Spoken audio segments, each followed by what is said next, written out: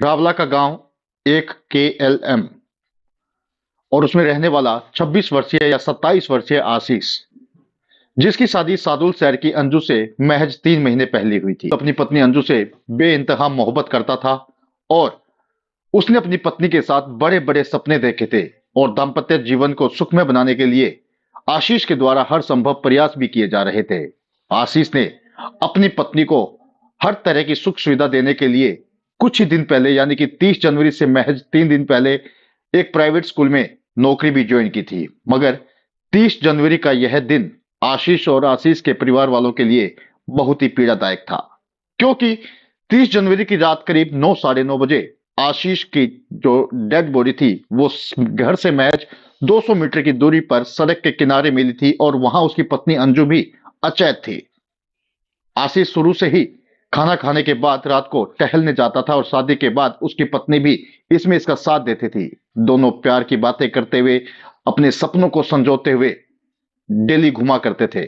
मगर 30 जनवरी की रात आशीष के साथ कुछ एक ऐसा हादसा घटित हुआ कि आशीष की जान चली गई। जब परिजनों को इस बात की जानकारी मिली तो परिजनों ने अज्ञात वाहन के खिलाफ मामला दर्ज करवाया और परिजनों ने शक जाहिर किया कि अज्ञात वाहन की टक्कर से उनके बेटे आशीष की जीवन लीला खत्म हो गई होगी। मगर पुलिस इस मामले को किसी और ही एंगल से देख रही थी। पुलिस इसे एक सोची समझी साजिश मान रही थी, एक जीवन लीला समाप्त करने वाली साजिश मान रही थी।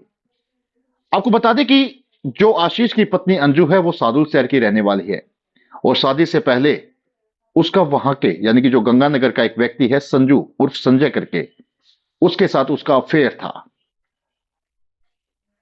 मगर अंजू की शादी रावला के आशीष के साथ हो गई, मगर जो अंजू है वो इस शादी से खुश नहीं थी। मैंने जैसा कि आपको बताया कि पुलिस इस मामले को एक अलग एंगल से देख रही थी। पुलिस ने इसे एक्सीडेंट का मामला तो मान लिया, वो भी परिजनों के कहने पर, मगर पुलिस ने अपनी जांच शुरू कर दी।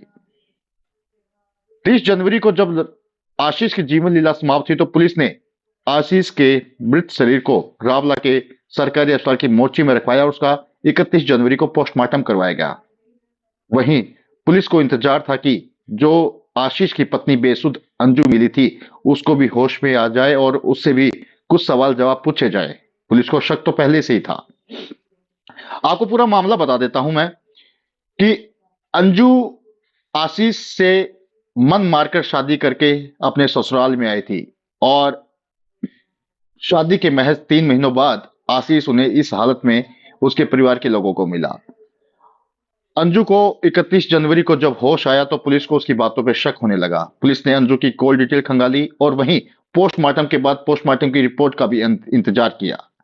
जब आशीष को सरकारी अस्पताल पहुंचाया गया था तो उस समय उसके सिर में गहरी चोट थी और यह माना जा रहा था या ये दिखाया जा रहा था कि अज्ञात वाहन की टक्कर से इसके सिर पे गहरी चोट आई है। मगर जब पोस्टमार्टम की रिपोर्ट आई तो सबकी आंखें खुली की खुली रह गई। जब पुलिस ने सीडीआर निकलवाई, कॉल डिटेल निकलवाई आशीष की पत्नी अंजू की, तो पुलिस भी बहुत चक्की रह गई, मैं तो ये कहूंगा, क्योंकि सीडीआर के अंदर अंजू अपने फोन से अपने प्रेमी संजय उर्फ संजू के संपर्क में थी और वहीं जो पोस्टमार्टम की रिपोर्ट थी उसने सबसे बड़ा खुलासा किया।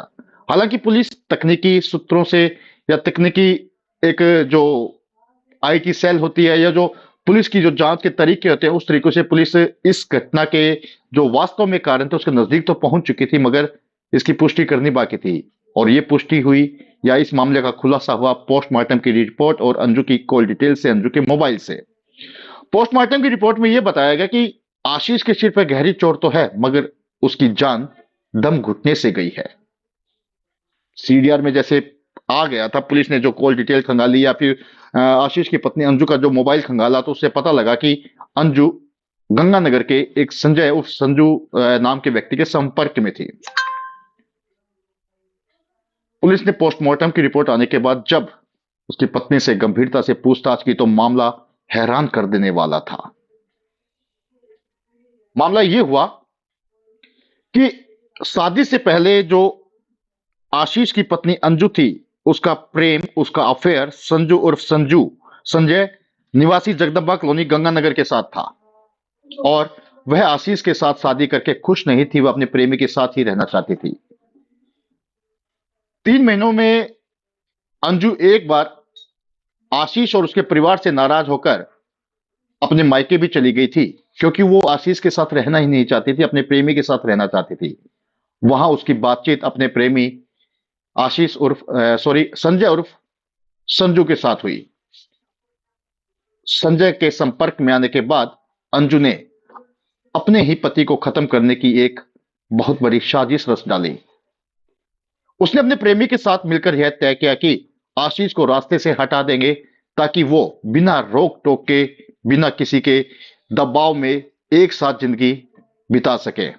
इस पर संजय ने भी हामी भर दी होगी और इनका एक प्लान भरा खेल शुरू हो गया। अंजू प्लानिंग करने के बाद अपने ससुराल यानी कि आशीष के घर आ गई। और जैसा कि मैंने वीडियो में पहले ही बताया था कि आशीष की आदत थी कि वो खाना खाने के बाद शाम को टहलने जरूर जाता था। अब अंजू भी उसके साथ शामिल हो चुकी थी। अंजू भी अब खुले दिल के साथ, यानी कि मायके से आने के बाद खुले दिल से अपने पति के साथ शाम को टहलने जाना शुरू कर दिया। देखते ही देखते दिन बीतते गए। अंजू और संजय लगातार साजिश को अंजाम देने के बारे में सोचते रहे। फिर आया 30 जनवरी का दिन। 30 जनवरी के दिन अंजू ने अपने प्रेमी संजय उर्फ संजू को दोपहर के समय में फोन किया और फोन के दौरान आज ही की रात यानी कि 30 जनवरी की ही रात रची साजिश को अंजाम देने का निर्णय ले लिया। संजय उर्फ संजू ने इस रची साजिश में अपने 2 दोस्तों को भी शामिल किया। संजय ने अपने दोस्त रोहित उर्फ रॉकी निवासी सादुल शहर और बादल उर्फ सिद्धार्थ निवासी जगदम्बा कॉलोनी श्री गंगानगर को भी इस योजना में शामिल कर लिया। और अंजू के कहे अनुसार संजय अपने दोनों दोस्तों के साथ 30 जनवरी की शाम रावला में पहुंच गया और वहीं झाड़ियों में छिपकर बैठ गया। फिर हर रोज की तरह उस रोज भी अंजू अपने पति आशीष के साथ घूमने के लिए घर से निकली। दोनों प्यार भरी बातें करते हुए टहल रहे थे। उसी समय अंजू के दिमाग में तो कुछ और ही चल रहा था। अंजू लगातार साजिश को अंजाम देने की प्लानिंग अपने दिमाग में चला रही थी और इसी साजिश के चलते अंजू अपने पति आशीष को घर से महज 200 मीटर की दूरी पर एक सुनसान सड़क पर ले गई, क्योंकि आशीष अंजू को बेइंतहा मोहब्बत करता था। उसे नहीं पता था कि उसके दिमाग में क्या चल रहा है, किस तरह से साजिश चल रही है, क्योंकि वो अपनी पत्नी पर बेइंतहा विश्वास भी करता था। अंजू के कहने पर आशीष उसकी पत्नी के साथ सुनसान सड़क पर चलने लगा। जैसा कि मैंने पहले बताया कि वहां पर संजय अपने दोनों दोस्तों के साथ झाड़ियों में छिपा हुआ था और जब अंजू उनके पास पहुंची तो अंजू ने उन्हें इशारा कर दिया। इशारा करते ही संजय, रोहित उर्फ रॉकी और बादल उर्फ सिद्धार्थ आशीष पर टूट पड़े। तीनों ने मिलकर आशीष के सिर पर लाठी डंडों से वार किया, मगर उन्हें शक था कि कहीं आशीष बच ना जाए। इसलिए तीनों ने मिलकर एक मफलर से आशीष का गला घोंट दिया और जब उन्हें ऐसा लगा कि आशीष ने दम तोड़ दिया है तो उसी समय अंजू ने अपने पति आशीष का मोबाइल और अपने कानों के झुमके भी उनको दे दिए, ताकि ये पूरा मामला लूट का लगे। इस रची रचाई साजिश को अंजाम देने के बाद तीनों यानी कि संजय, रॉकी उर्फ रोहित और बादल उर्फ सिद्धार्थ मौके से फरार हो गए और वहीं साजिश के अनुसार यानी कि जो इनकी प्लानिंग थी, अंजू वहां पर अचेत हो गई और इसे एक लूट का मामला बताया जाने लगा, क्योंकि पुलिस पहले ही इस मामले को एक सोची समझी साजिश समझ चुकी थी।